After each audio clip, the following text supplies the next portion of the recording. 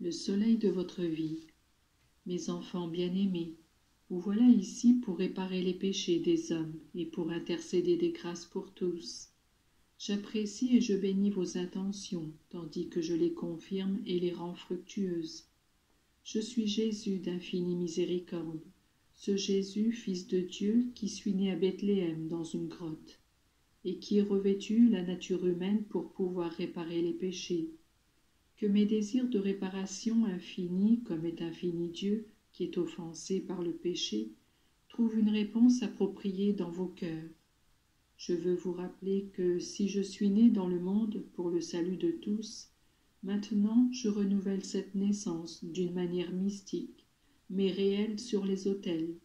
Un peu de pain devient mon corps, un peu de vin devient mon sang, et moi je me donne encore à vous comme un jour je suis passé des bras de Marie, ma très douce mère, dans les bras des bergers, simples et bons, pour qu'ils m'embrassent et m'adorent. Bien plus, le don personnel que ma mère vous fait est destiné à former avec vous comme une seule vie. Mon corps et mon sang deviennent votre nourriture et votre force. Je voudrais que ce soit avec ces sentiments que vous vous approchiez de la sainte table.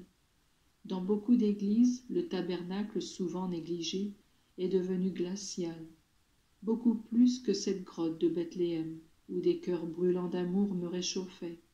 Mais vous devez suppléer, et pour autant qu'il dépend de vous, vous devez honorer et adorer ma présence sous les voiles eucharistiques. Si l'âme aime sincèrement, l'Eucharistie devient le soleil de sa vie. La communion est alors le centre où convergent les pensées et les affections. La rencontre cœur à cœur avec celui qui m'aime me donne une grande consolation, et celui qui me reçoit avec un grand désir peut bien répéter pour son compte le chant de Siméon, puisqu'avec les yeux de la foi, il lui est donné de contempler le Sauveur. Mes enfants, beaucoup d'entre vous ont déjà atteint un bel âge, et pour eux, on peut dire que la courbe de la vie est désormais dans sa phase descendante. Je voudrais que ma présence dans le tabernacle soit vraiment quelque chose qui vous attire. Quand vous venez à l'église, soyez toujours animés de pensées de foi, d'espérance et d'amour. Combien je déplore certaines communions sans amour et par conséquent sans fruit, faites par beaucoup de chrétiens.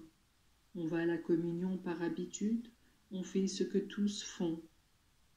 Comment pourrais-je réaliser une union parfaite avec ces âmes qui, même si elles ne sont pas en état de péché mortel, n'ont pas d'amour ni pour Dieu ni pour leurs frères?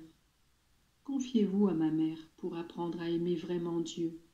Si après tout il m'est cher que vous alliez visiter la crèche de vos églises et que vous diffusiez la dévotion envers mon enfance, je désire encore plus que le tabernacle soit considéré comme la crèche d'un vivant qui veut communiquer la vie à toutes les âmes.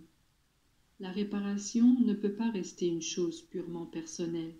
Vous ne pouvez donc pas vous limiter à donner amour et louange, en vous substituant à ceux qui blasphèment et désacralisent tout.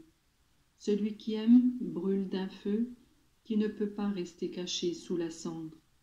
Voilà le rappel fait d'exemples et de paroles. L'exemple entraîne, et la parole qui le suit se transforme alors en une prédication sage et savante. Que chacun dans son propre milieu à sa place, selon ses propres capacités, soit annonciateur de paix et de vérité et d'amour. N'ayez pas de respect humain, ne craignez pas les dérisions et les insultes. Ne cachez pas votre foi, parce que, comme je vous l'ai dit, celui qui aura témoigné de moi devant les hommes, je le glorifierai devant mon Père.